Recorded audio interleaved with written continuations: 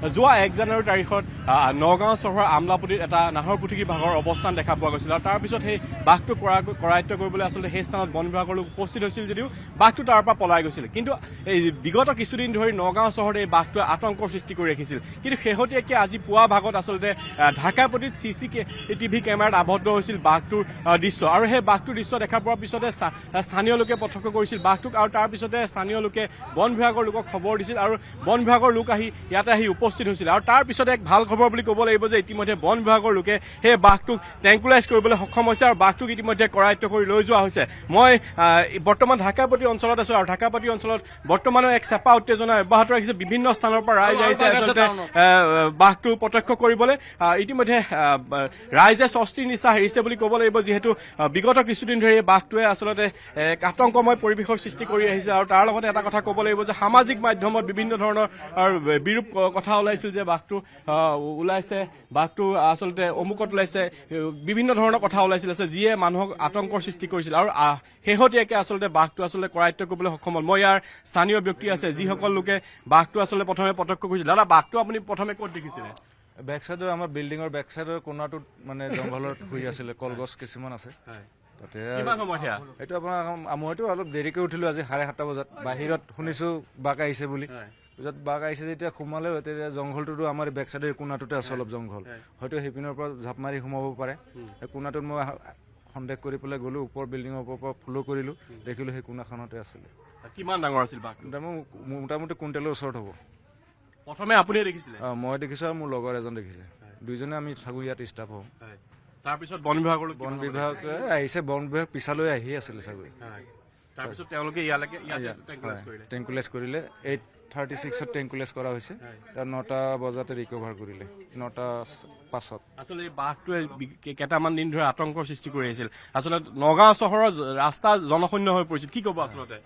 এইটো কি ক'ম আৰু, এটা হৈ যায় আৰু বাঘটো আৰু একো নুবুজে ধৰি নিলে যে ভাল লাগিছে, নিলে আমাৰ চবেই যেতিয়া ছেফ ফিল কৰিছো, সেইটোৱে আৰু।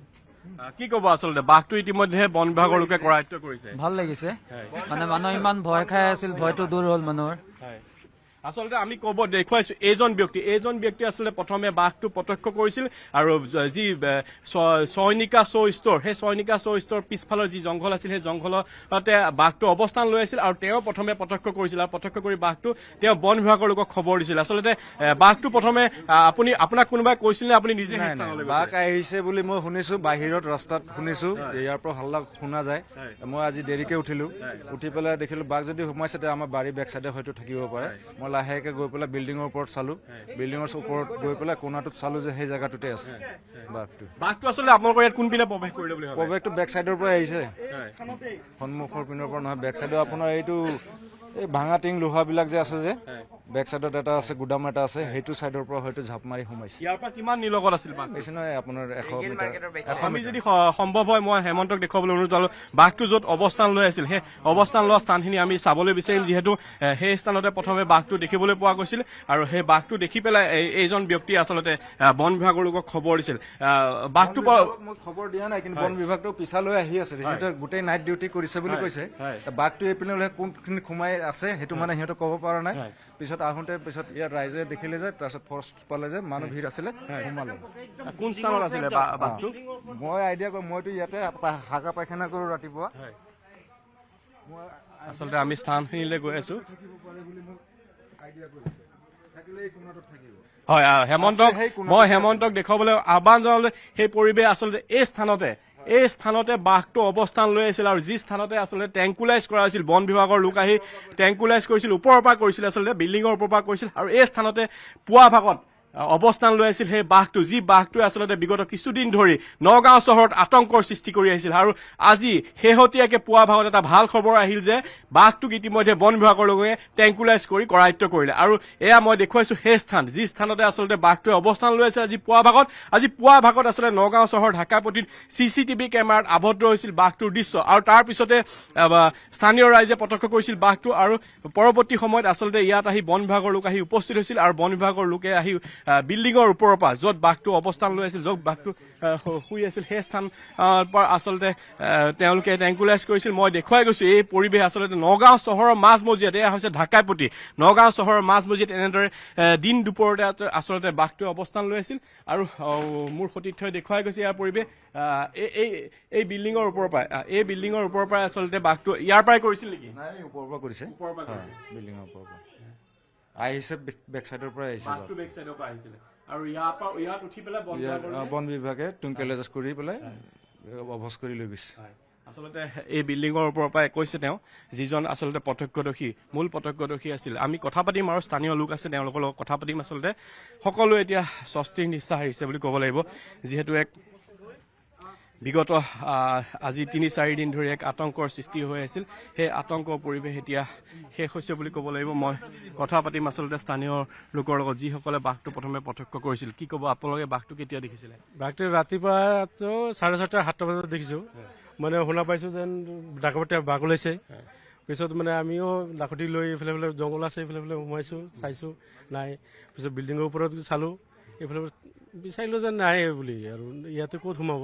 পিছত বিল্ডিঙৰ তলৰ পিনে চালোঁ, তেতিয়া যে বাঘটো শুই আছে। পিছত ইয়াৰ পৰা ফটো চটো উঠালোঁ, ভিডিঅ' উঠালোঁ। পিছত বনকৰ্মী আহিলে, আহি পেলাই মানে ট্ৰেংকুলাইজ কৰি ধৰি লৈ গ'লে। পিছত আমি আৰু এতিয়া আৰু শান্তি পালোঁ যেন, মানে ভয়তে আমি কঁপি আছিলোঁ। বাঘটো আমাৰ ঘৰতে শুই আছে। আপোনালোকৰ ঘৰতে আছিলে? এই আমাৰ ঘৰতে এইটো শুই আছে, ভয় নালাগিব নেকি? ভয়ত আমি মানুহ ফোন কৰিছোঁ, এই বাঘ আহিছে ইয়াত। পিছত বনকৰ্মী মাতিছে, পিছত ইয়াত ট্ৰেংকুলাইজ কৰি লৈ গৈছে। কি ক'ব, বাঘটো ইতিমধ্যে কৰায়ত্ব কৰিলে, কি ক'ব বন বিভাগৰ? না, ধন্যবাদেই দিম। ইমান 2-3 দিন ধৰি শুনি আছোঁ যেন বাঘ আহিছে, ধৰিব পৰা নাই, মানে দৌৰা-দৌৰি কৰি আছে। ইয়াৰ পৰা ধৰিছে, খুব ভাল পাইছোঁ, ইয়াক ধন্যবাদেই দিছোঁ। মানে বাঘটোৱে আতংকৰ সৃষ্টি কৰিছিল আৰু নগাঁও চহৰৰ ৰাজপথ সন্ধিয়া হ'লে জনশূন্য হৈ পৰিছিল। কিন্তু সেই বাঘটো বৰ্তমানে বন বিভাগৰ লোকে কৰায়ত্ব কৰিছে। কি ক'ব আচলতে? নাই, এইটোতো খুব ভালেই হৈছে। আৰু মানে এতিয়া সন্ধিয়া হওক বা ৰাতিপুৱা প্ৰাতঃ ভ্ৰমণ কৰা মানুহৰ কাৰণে বহুত অসুবিধা হৈ গৈছিলে তেওঁলোক ওলাই আহিবলৈ।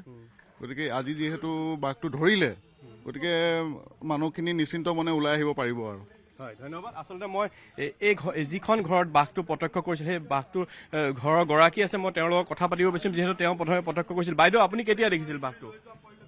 মই জাপ মাৰা হেৰি কৰিছোঁ, তেতিয়া হ'ব 7টামান বজাত হ'ব চাগৈ, 7টামান বজাত। মই মোৰ পাকঘৰৰ খিৰিকী এইটো, মই মানে ভাত বহাইছোঁ। তাৰপিছত মই দেখিছোঁ জাপ মাৰা, তাৰপিছত কিবা হালধীয়া কালাৰৰ নিচিনা দেখিছোঁ। তাৰপিছত দেখি পেলাই মানে ভাবিছোঁ যে এইটো কি বাৰু।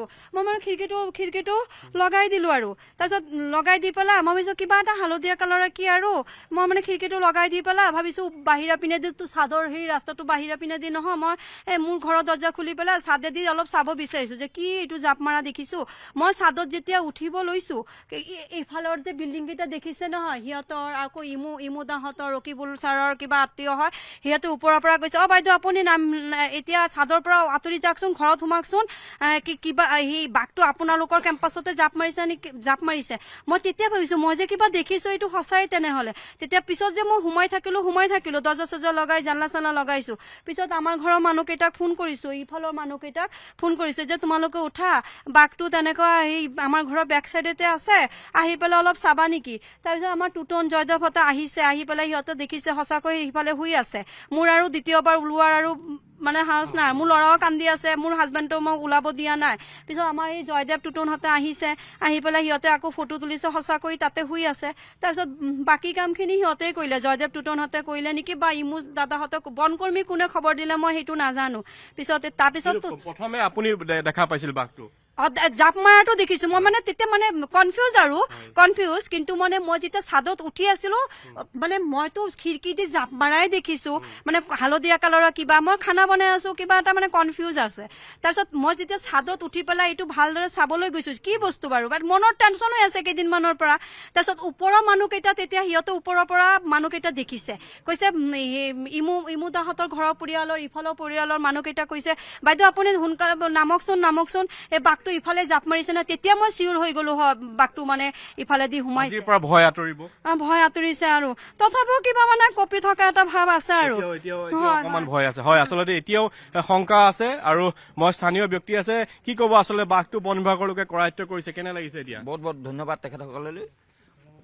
মই দোকানৰ ওচৰতে ৰাতিপুৱা CCTV কেমেৰাত দেখা পাইছো আৰু ওচৰত দেখা পোৱা নাই আৰু ইমান দিন ধৰি যি আতংক চলি আছিলে আজি সেইটো মানে অলপ মানে সকাহ পাইছো আৰু ধন্যবাদ আচলতে এয়া স্থানীয় ৰাইজৰ মন্তব্য আছিলে আৰু যিসকলে প্ৰথম প্ৰত্যক্ষদৰ্শী তেওঁলোকৰ পৰা আমি মন্তব্য লোৱা আৰু সকলোৱে এতিয়া সকাহ লৈছে সকলোৱে বন বিভাগক ধন্যবাদ জনাইছে যিহেতু বিগত কিছুদিন ধৰি যি আতংকৰ সৃষ্টি কৰি আহিছিল নগাঁও চহৰত সেই আতংকৰ বৰ্তমান অৱসান ঘটিল বুলি ক'ব লাগিব আপুনি বিচৰা বাতৰি পাব কেৱল নিউজ 18 এপত নিউজ 18 এপ ডাউনলোড কৰিবলৈ স্কেন কৰক এই QR কোড গুগল প্লে ষ্টৰতো পাব এই নিউজ 18 এপ